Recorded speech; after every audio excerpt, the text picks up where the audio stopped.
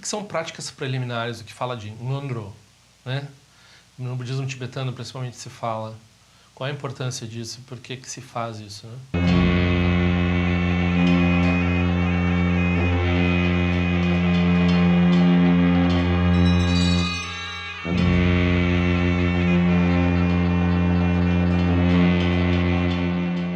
Então, conectando essa leva de 3 vídeos, esse terceiro vídeo que eu estou gravando aqui, a gente falou, né, de dogma, depois falou de, né, pramana relativa, e daí tem uma combinação aqui que é que o Dudjom Rinpoche ele dizia assim, as práticas preliminares são a nossa prática principal.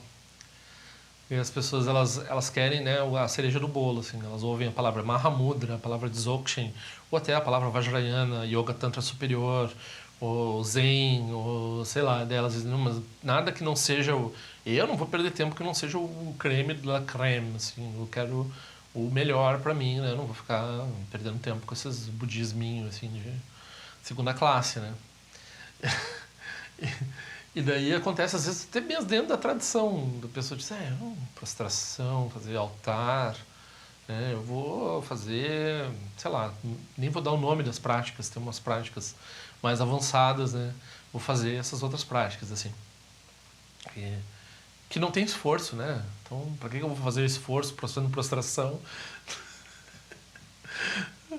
Então, o Nondro, na verdade, se faz o Nondro em todas as práticas, né? Que o Nondro é tomar refúgio, no caso da tradição Nyingma, fazer a prece de 7 linhas, né? Arrumar o altar todo dia, né? Fazer prostrações. E cada prática tem uma estrutura, né? De prática preliminar, prática principal, que eu expliquei num vídeo sobre as 3 excelências, né? Então, sempre tem essa etapa preliminar. Pessoal, então, algumas vezes os professores até quando estão ensinando, principalmente Shaktu Rinpoche enfatizava muito, a fixa motivação. Lembra por que tu está aqui? Né? Foca assim, eu quero me iluminar para trazer benefício para os seres, que é a perspectiva do Mahayana, né?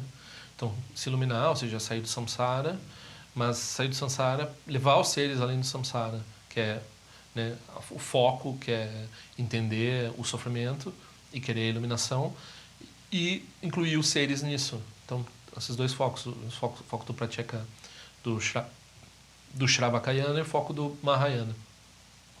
E só lembrar assim, ele fala, fixa a motivação. Eu quero benefício. Eu quero benefício para mim, quero benefício para os outros. Não estou aqui aleatoriamente. Então, isso é uma prática preliminar. É crucial para tudo que se faz no Dharma, lembrar, né, colocar a mente no lugar certo quando você está começando a fazer o que está fazendo. Então, claro, isso pode ser muito breve, assim, só esse lembrar, ou isso pode ser bastante extenso. Então, por exemplo, se a pessoa vai fazer um retiro de 7 dias, ela pode focar nisso por um dia, ou por 5 dias e fazer prática principal só nos 2 últimos. Normalmente, quando, né, tem um retiro tradicional de 3 anos, as pessoas passam 6 meses, pelo menos, fazendo práticas preliminares. Então voltam a fazer prostração, fazem de novo, né? Uma vez só, um conjunto, que tem esse conjunto, né? Então, além da prática preliminar que a pessoa faz no início do ensinamento, no início da prática diária dela, no início dos retiros, tem essa prática preliminar que ela vai fazer para ouvir certos ensinamentos ou para completar uma coisa básica antes de se conectar, para ter algo para dizer para o professor, assim, olha, eu fiz certa prática, assim, eu fiz um pouco de prática. E no budismo tibetano, tradicionalmente, se envolve fazer 100 mil prostrações, né?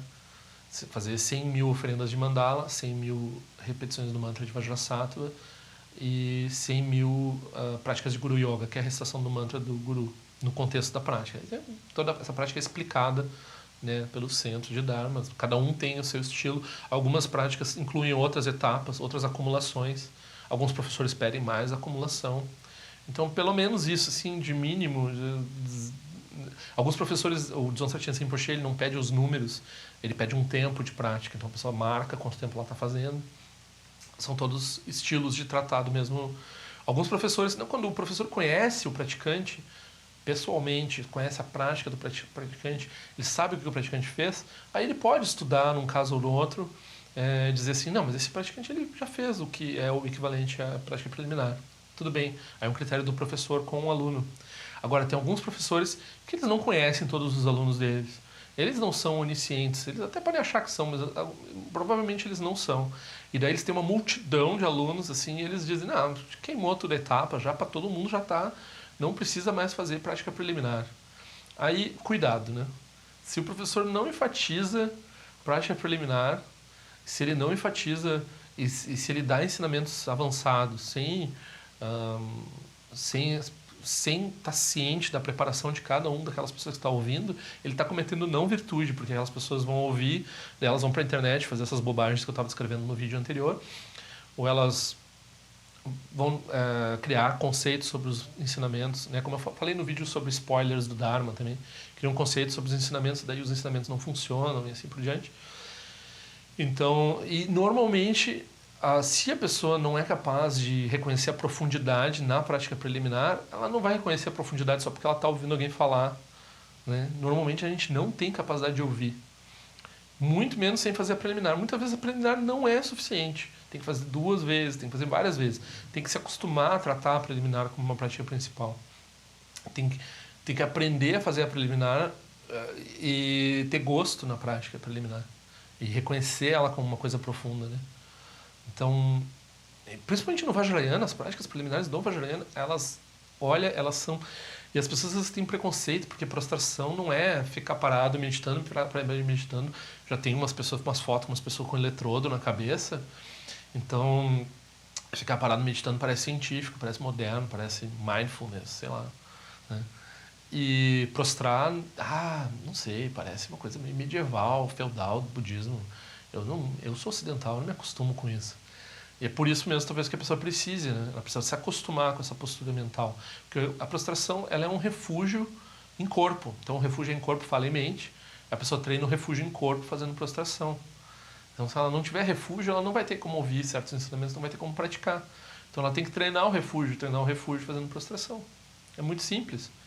E não é um elemento cultural. Quer dizer, é um elemento cultural porque é um elemento da Ásia e assim por diante. Mas quando um ocidental faz prostração e ele se sente desconfortável, isso é a prática.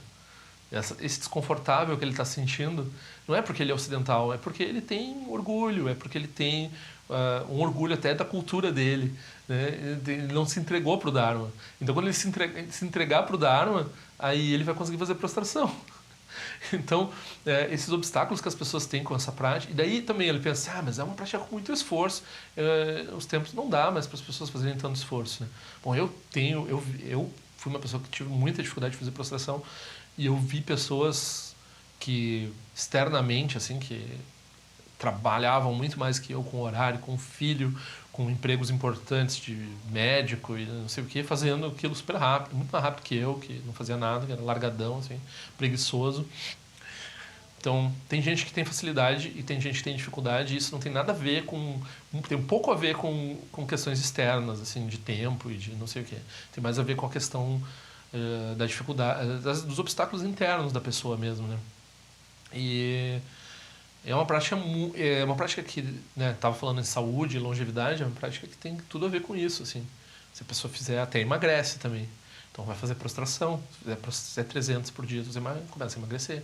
Claro, não é uma boa motivação fazer para emagrecer, mas a Lama Tsering diz, até assim, não estamos aceitando.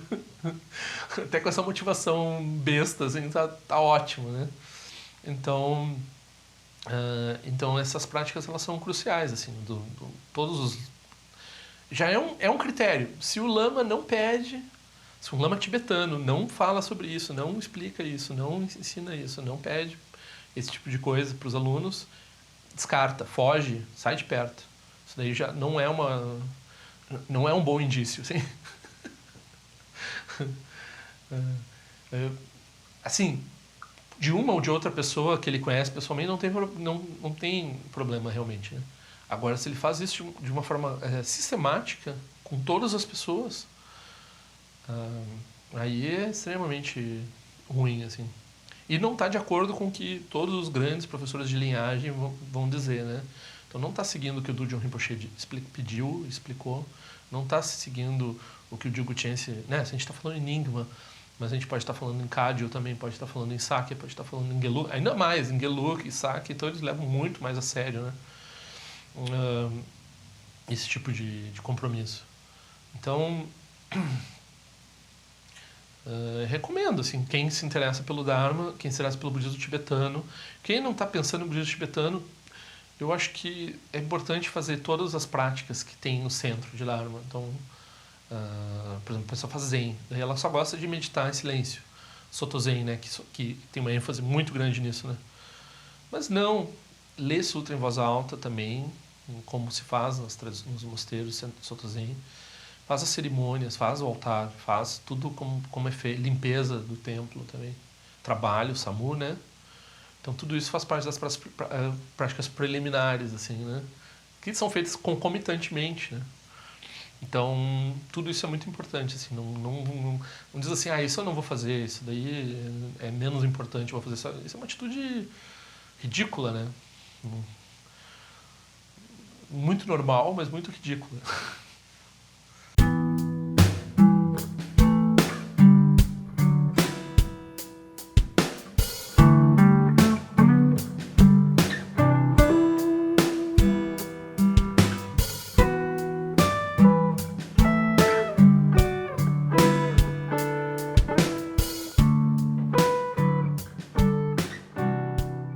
Então, assine meu canal. Se quiser, clica naquela sinetinha que faz a notificação chegar.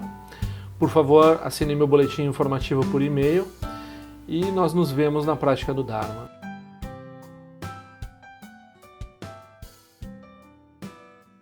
Ao longo de minhas muitas vidas e até este momento, todas as virtudes que tenho alcançado, inclusive o mérito gerado por essa prática e todas as que vier a conseguir, ofereço para o bem-estar dos seres sencientes. Possam a doença, a guerra, a fome e o sofrimento diminuir para todos os seres, enquanto sua sabedoria e compaixão aumentam nesta e em vidas futuras. Possa eu claramente perceber todas as experiências como sendo tão insubstanciais como o tecido do sonho durante a noite e imediatamente despertar para perceber a manifestação de sabedoria pura no surgir de cada fenômeno. Possa eu rapidamente alcançar a iluminação para trabalhar sem cessar pela liberação de todos os seres. Ganira we kore jin kasong panda de wa malu jing we ne chere zi wan ten jin ja so e sa pe ka ja pa du ten ju chi yo am so chi jamen che ben ja na sa wa kun cha tu je o se ta ba men jo no to de ru mo ne jo ke sa so da tu ten ju chi chi me ko ne pe ma song ba wa sa song la jin che se no pa e ga ju wan shu ju ke tu pe ko ko se je shin se sin da shin shu jing me tu ju tu pa nang ge wan cha tu no tu pa ten ru bu yin ne ko pa mo lo ra sa ne lo de le ta tu ten ju chi pe me ja son pe me ri so je pe me dan la ji ko se so wan pe ma cho je dra ma ri so jin do ni pe me lo je du ju chi pe den ju wan ne jin po den pa yo ne pa dan den ba sin pe je bon nang ko se ja sen ten ju chi du sun san je go ru rin po shen gon du kun da de wa je po ja pa che ko sa tu tu da pa sa so de so jin je la tu so shin na sang we ba je jo wa dan san ba lon je du pa jin de lo ba ma hon ba ja go ru pe ma se de ken lo jo son le lo je zan li sa sun cha pa pe du ju sho sun na wa da mi da do sun ge le sho